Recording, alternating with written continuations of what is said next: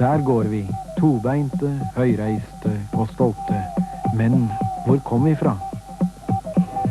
Klatret vi bare fram fra fortidens mørke og inn i selvbevissthetens skinnende dagslys?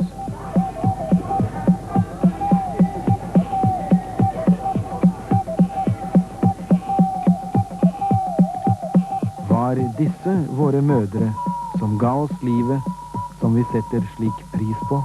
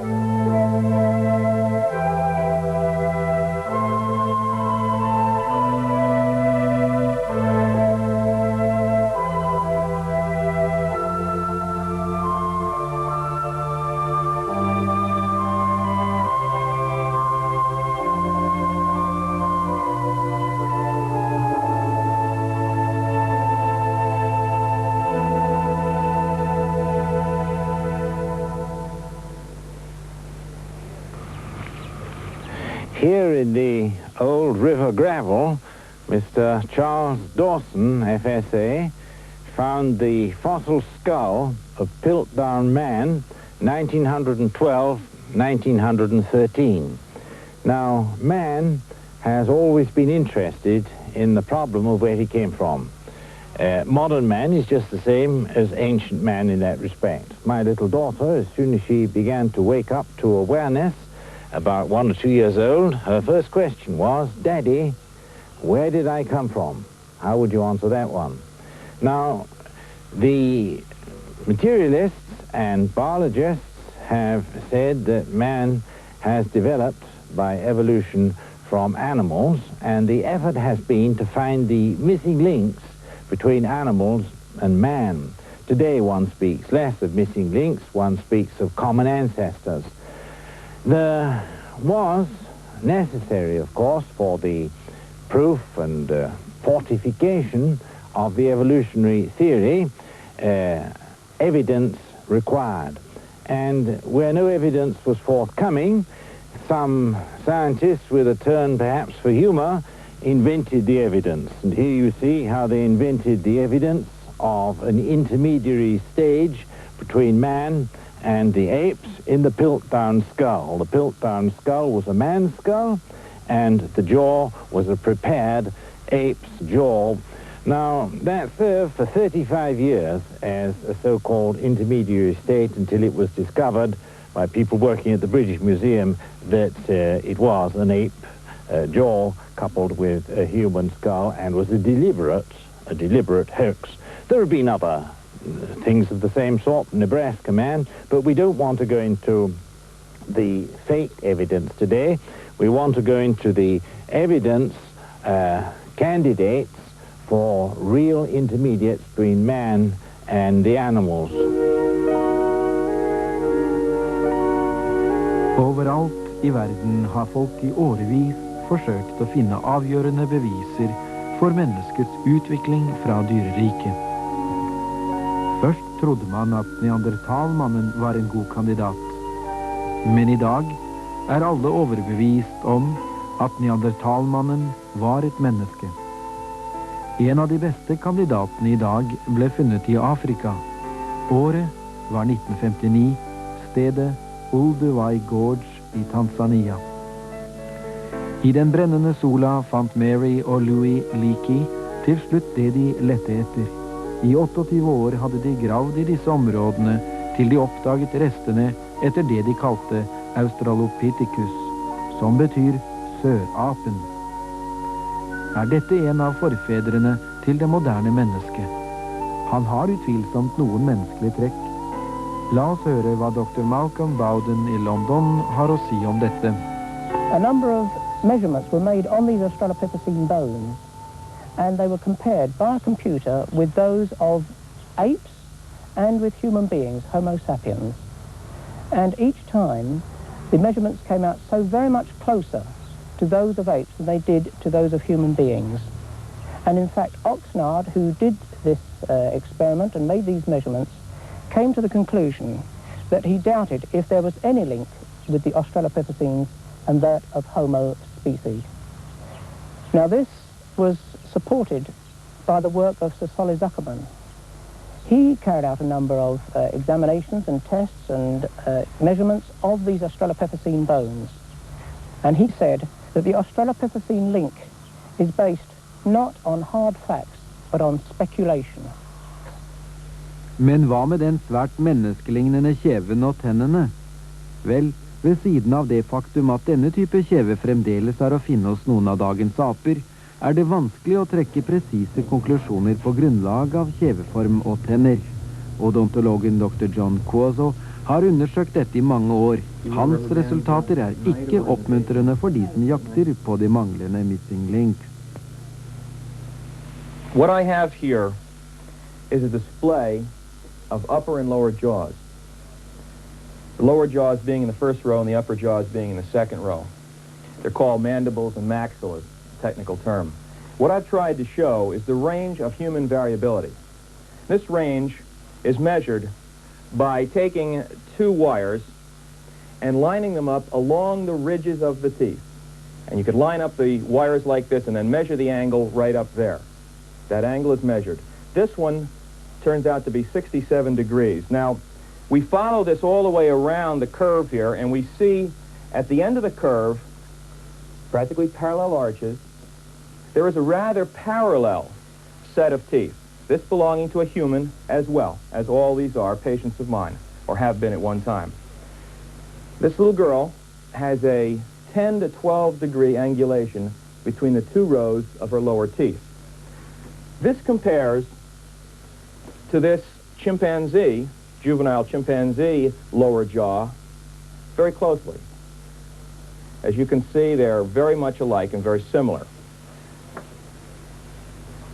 By looking at this, then, many have attempted to say that you can specify each individual species by these angles. I say the human range of variability is so wide that it makes it very difficult finding an upper or a lower jaw to then extrapolate and say you have a specific species. So therefore, when I do see a skull, for instance, like Australopithecus, which has the configuration of a ape in the skull portion, while many of the teeth look very human-like, I do not attempt then to categorize species by teeth or species by arch form, be it hominid or true man or monkey or ape.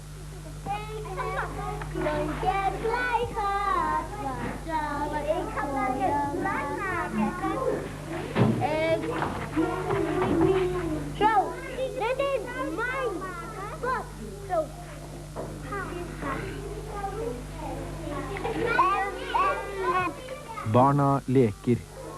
Leiren formes til fantastiske figurer. Med tusj og fargestifter tegner de og skaper vakre ting. Og når de blir voksne, utformer de forretningskontrakter og planlegger vakre hus. De skaper og bygger store byer, der de bor sammen med tusener og atter tusener naboer.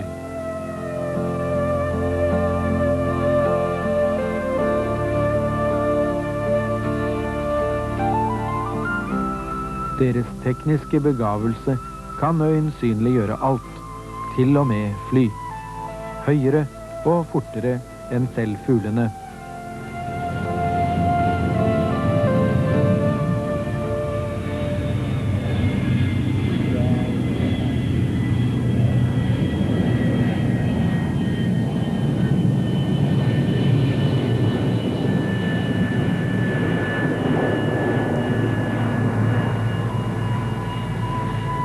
Homo sapiens, det moderne mennesket. Hvor kom det fra? Ved siden av funnene av Australopithecus eksisterer det også andre rester fra arter som man hevdet var mellomformer mellom menneske og apene. Homo erectus.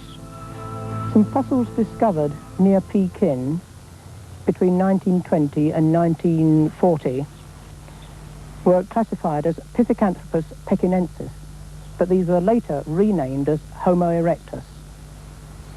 What was discovered was about 14 skulls, or fragments of skulls mainly, only 5 of which was there sufficient that they could reconstruct in order to find out the brain capacity. This picture shows one of the more complete of the skulls. This is skull number 11, and here you can see the plaster that was used between the broken pieces. This particular skull was added to here with some face bones a few feet away.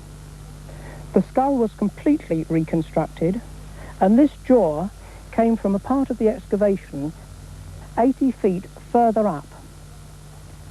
On that basic skull was modelled the face of a woman, and they called the skull Nellie.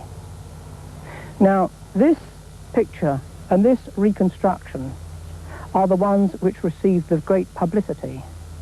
But how many people, I wonder, realised that it was all based upon a skull, very badly broken and reconstructed like this?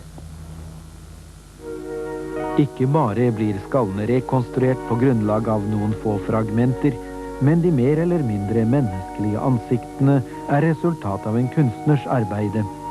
Selv om det er svært vanskelig å avgjøre hvordan hud, nese, ører og hår så ut på grunnlag av skallen alene, så gjorde disse kunstnerne det mulig å gi ansiktene et spesielt utseende, slik at de passet pent og pyntelig inn i evolusjonens skjema. Litt mer apelignende når de var langt nede på evolusjonsstigen, litt mer menneskelignende når de var antatt å være nærmere slektning av mennesket. Ikke langt borte fra Peking i Kina fant de, i tillegg til disse skallefragmentene, restene etter moderne mennesker og etter ild. Hva betyr dette for Pekingmannen? The fire, the quartz and the bones all indicate that human beings inhabited the Pekin site. And when these men went out on forays into the forest to find meat, they would kill antelope and reindeer and whatever else was there and bring it back to the cave for meat. They would cut up the meat and throw the remains onto the fire. Now, if they caught a monkey's meat is too tough to eat. So they would lop off its head, bring it back to the cave, and there cook it. When it was cooked, they would smash open the skull to get at the brains inside, which were a delicacy, and then the broken pieces of the skull they would toss onto the fire, mixed up with the other animal bones, which is where they were found.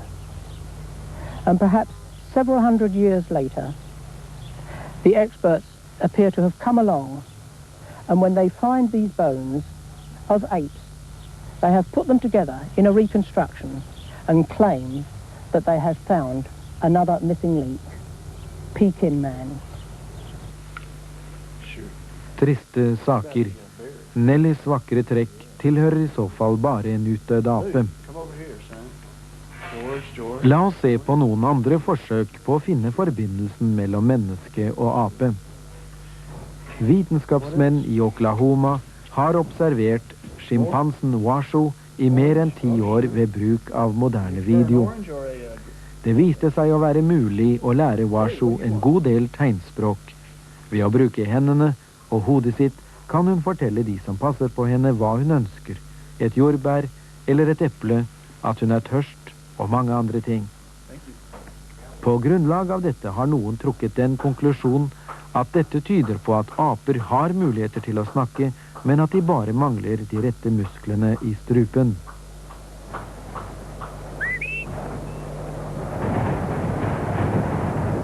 Nå er det et velkjent faktum at dyr kan lære et visst adferdsmønster. Ta denne fårehunden for eksempel. Ved å høre på eierens plystring leder den flokken dit gjeteren ønsker det.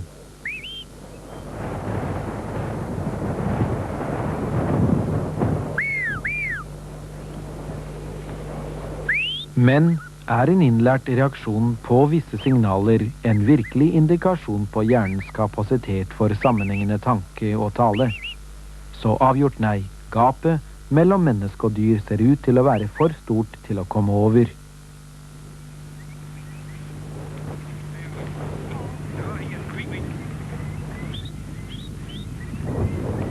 The grand difficulty is that there is a large hiatus between man and animals. Man has a computer which controls his language, and he has a speech center in his brain, which an animal doesn't have. Many people will protest when you say things like that, for an animal can learn a vocabulary. A dog can learn the whistles of the shepherd and react according, and they can communicate with one another like it. But a dolphin can also learn sign language. An ape, Washer, for example, in America, has learned, they say, a sign language. An animal can learn a vocabulary, but he can't learn grammatical language, and that's the great difficulty, because it needs a very, very complex computer to do that.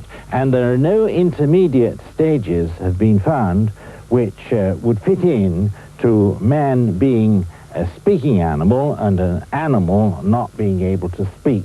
The gap is very great. But all the same, one is still looking for intermediates between animals and man in scientific circles today.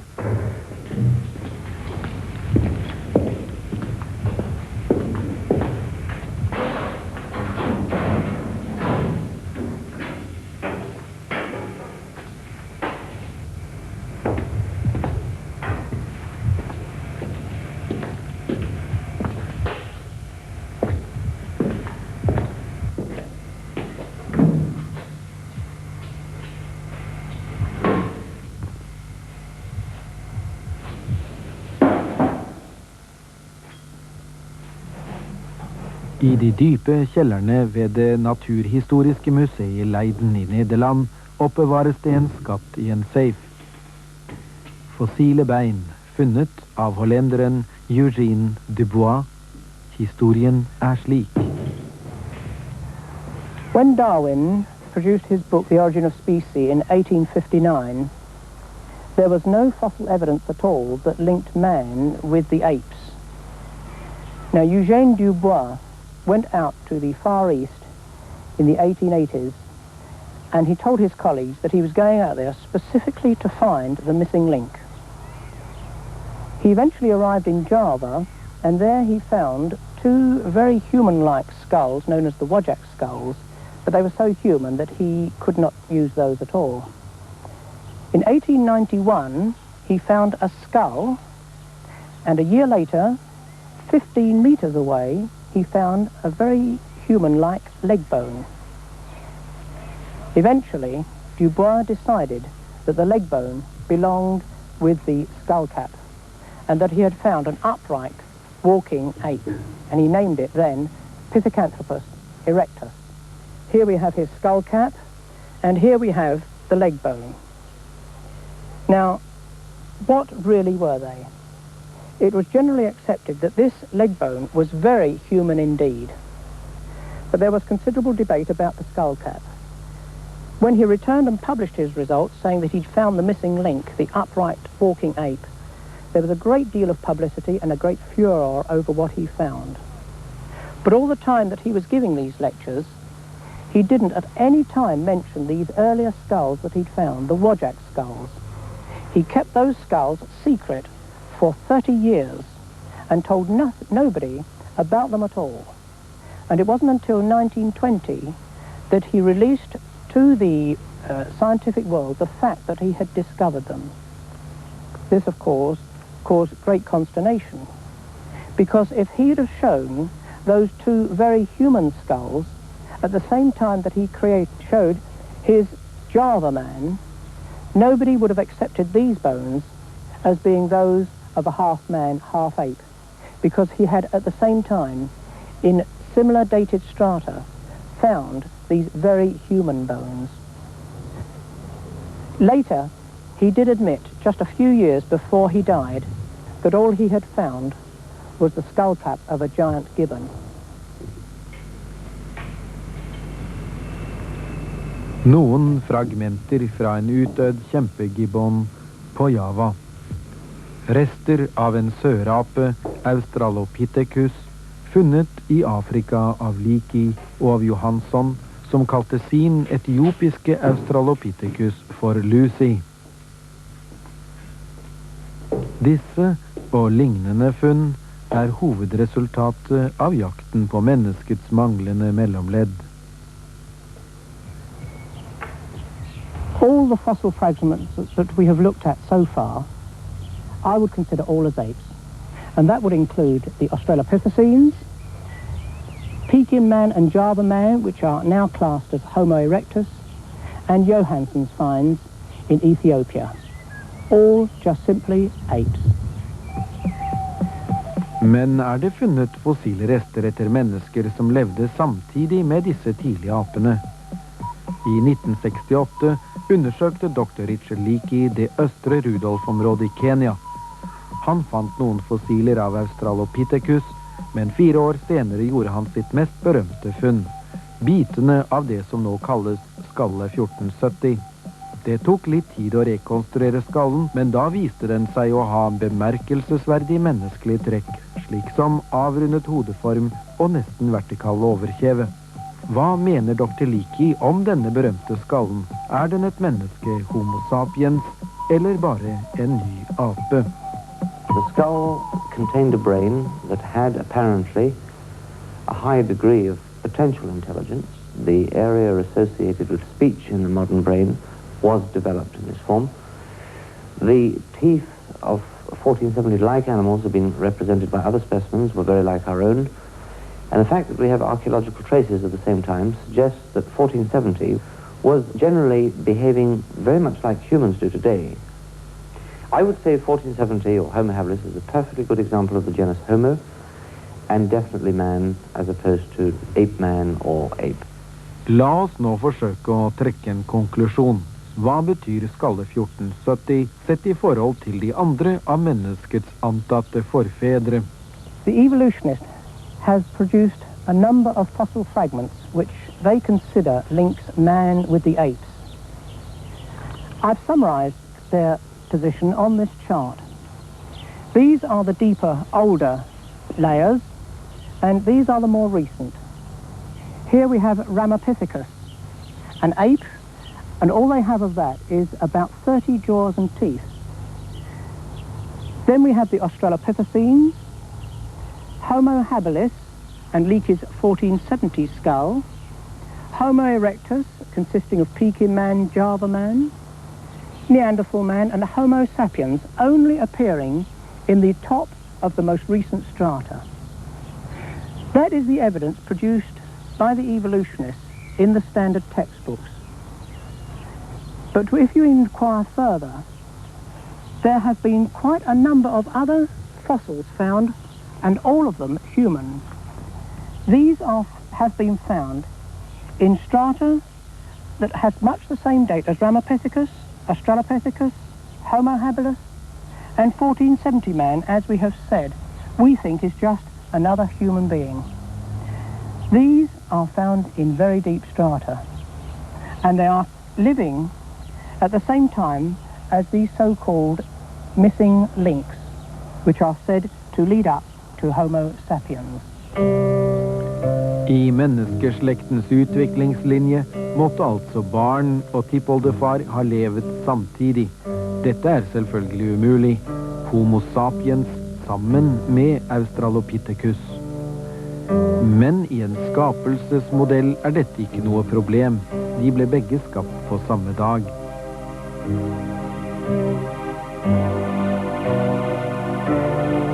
Homo sapiens, det moderne menneske. Skapt som et perfekt vesen, på vei ned mot mørket.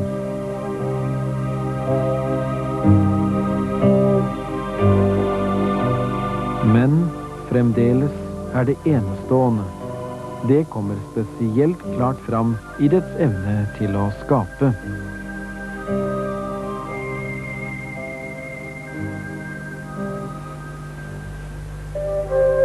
Og denne kreativitet er, til tross for alle forstyrrelser som har sneket seg inn, kanskje det beste bevis for at mennesket er skapt i Guds bilde.